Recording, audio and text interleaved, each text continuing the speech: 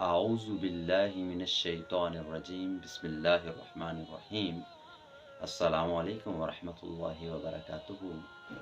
आज इस वीडियो के अंदर हम बहुत अहम मौजू जो है 15 शाबान के हवाले से, जिसको हम शब बारात भी कहते हैं, हमारे यहाँ मशहूर और मारूफ है, उसके हवाले से कुछ हक़ाइक़ मैं आपके सामने रखूँगा ताकि आप बेहतर फ़ैसला कर सकें।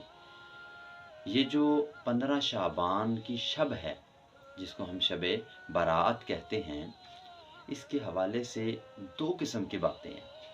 एक बात ये है जो इत्तफ़ाक़ी है और दूसरी बात इख्तलाफ़ी है। जो इत्तफ़ाक़ी बात है, सबसे पहले हम उसको लेते हैं। मिसाल के तौर पर हमारे यहाँ कई सारे मसालिक हैं, चाहे कोई देवबंदी है, चाहे कोई वहाबी है, चाहे कोई बरेलवी है, चाहे कोई सुन्नी, किसी भी मसलक से ताल्लुक़ रखने वाला जो शख्स है, वो इस बात के ऊपर इत्तफ़ाक़ करेगा, इस बात के ऊपर एग्री होगा कि इस रात को शुरलियाँ और पटाखे, अनार, इस तरह के जो काम करने हैं ना, ये मना है, ये नहीं होने चाहिए। इस बात के ऊपर सबका इत्तफ़ाक़ है। और दिलचस्प बात यह है कि बावजूद इसके कि सब उलमाए कराम, सब मसालिक के जो उलमाए कराम हैं, उनके नज़दीक ये बात जायज़ नहीं।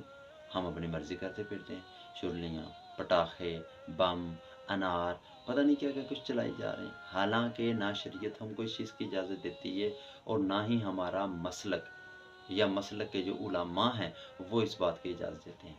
हम महज अपनी दिली तस्कीन के लिए, हम महज अपने शौक़ को पूरा करने के लिए ये काम सर अंजाम देते हैं।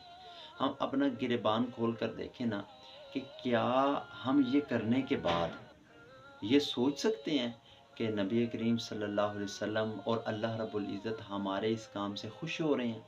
तो हम अपने गिरेबान में झांक कर भी देखें ना, तो हमारा फ़ैसला ईमानदारी से अगर होगा तो हमें पता लगेगा कि हम अल्लाह और अल्लाह के नबी को राज़ी नहीं कर रहे बल्कि नाराज़ कर रहे हैं। अब इस हवाले से सबसे ज़्यादा ज़रूरी बात जो समझाने वाली है वो ये है कि हम अपनी मर्ज़ी कर रहे हैं। इससे हमें पता चलता है कि हम शरई उमूर के अंदर भी अपनी मर्ज़ी करते हैं। अपने मर्ज़ी के मौलवी के पास जाकर फ़तवा भी ले आते हैं। हालांकि ऐसा नहीं करना चाहिए। कुरान और हदीस के मुताबिक अपने आप को ढालना पड़ेगा, ना कि हम कुरान और हदीस को अपनी तबीयत के मुताबिक ढालें। हमें अपनी तबीयत को कुरान और हदीस के मुताबिक ढालना पड़ेगा और उसके मुताबिक अमल करना पड़ेगा। अब ये है इत्तफ़ाक़ी बात कि इस रात को ये आतिशबाज़ी नहीं करनी चाहिए।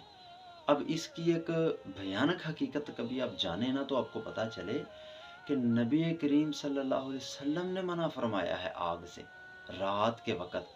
प्यारे आका सल्लल्लाहु अलैहि वसल्लम की हदीस मुबारक है जिसका मफ़हूम है कि रात के वक़्त ये जो आप हैं अपने घरों की कुंडियाँ बिस्मिल्लाह पढ़ के लगा लिया करें। रात के वक़्त आप अपने बर्तनों को ढाँप दिया करें। अगर कोई ढक्कन है उससे ढाँक दें, कोई कपड़े से बिस्मिल्लाह पढ़ के ढाँक दें।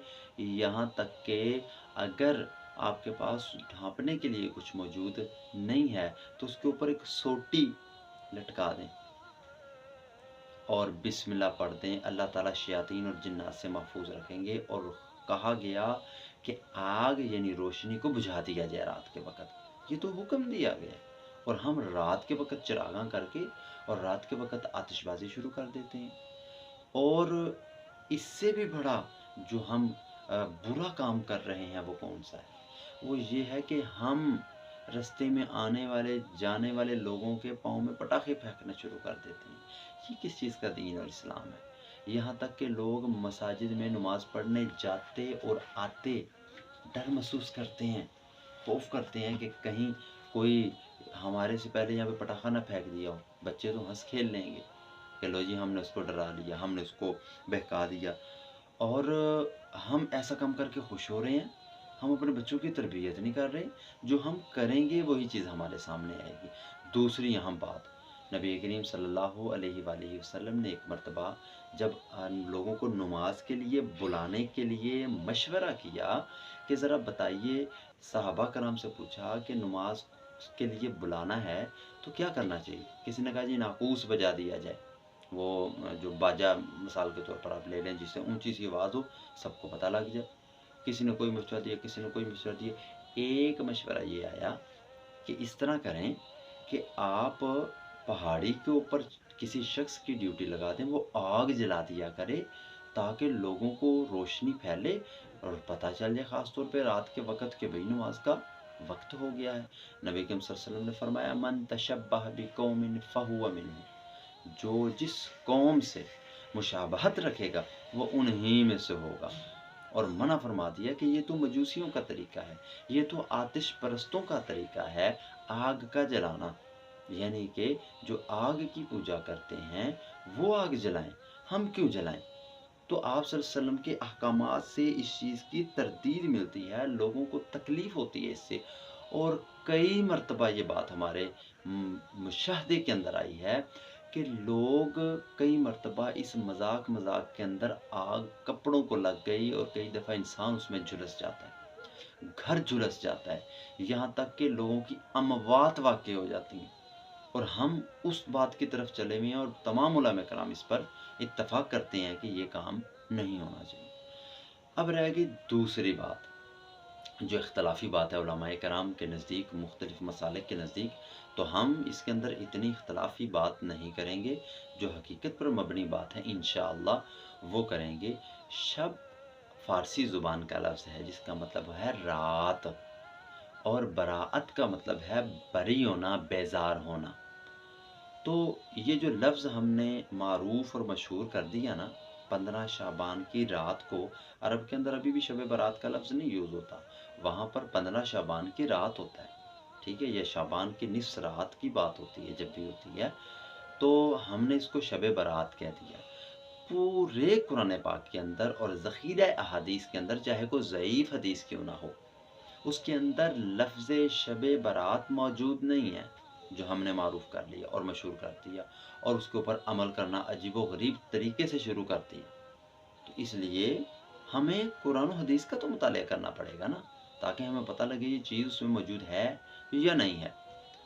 دوسرے نمبر پر یہ ایک دلیل پیش کی جاتی ہے کہ نبی کریم صلی اللہ علیہ وسلم نے ارشاد فرمایا کہ رات کے وقت، اس رات کو اللہ رب العزت 7ویں آسمان سے، جو آسمان دنیا ہمارا والا آسمان ہے نا، اس پر آ کر لوگ مخاطب کرتے ہیں لوگوں کو، ہے کوئی مجھ سے رزق مانگنے والا میں اس کو رزق عطا کروں، ہے کوئی بیمار جو مجھ سے مانگے میں اس کو شفا عطا کروں، ہے کوئی محتاج جس کو میں عطا کروں، مختلف قسم کے یہ جو الفاظ ہیں۔ تو اللہ رب العزت کہتے ہیں، اور اللہ کی رحمت بڑی قریب ہوتی ہے۔ اللہ تبارک و تعالی، حدیث بخاری مسلم کی حدیث ہے، حدیث شریف کا مفہوم ہے، اللہ تعالیٰ ایک رات نہیں بلکہ ہر رات کو تہجد کے وقت، فجر سے پہلے کی بات ہو رہی ہے، اس وقت اللہ تبارک و تعالیٰ آسمان دنیا پر آ کر لوگوں کو مخاطب کرتے ہیں کہ ہے کوئی مجھ سے مانگنے والا اس کو میں عطا کروں، ہے کوئی محتاج جس کی میں محتاجی کو دور کروں، تو اللہ تعالیٰ آتے ہیں۔ تو اگر ہم اتفاقی صورت پیدا کرنا چاہیں تو کوئی شخص اس رات کو دوسری راتوں کی طرح عبادت کرنا چاہتا ہے تو عبادت کرے، نوافل پڑھنا چاہتا ہے تو نوافل ادا کرے، قرآن پڑھنا چاہتا ہے تو قرآن پڑھے، جتنا زیادہ سے زیادہ پڑھنا چاہتا ہے تو پڑھے، اس کے اندر حرج والی کون سی بات ہے؟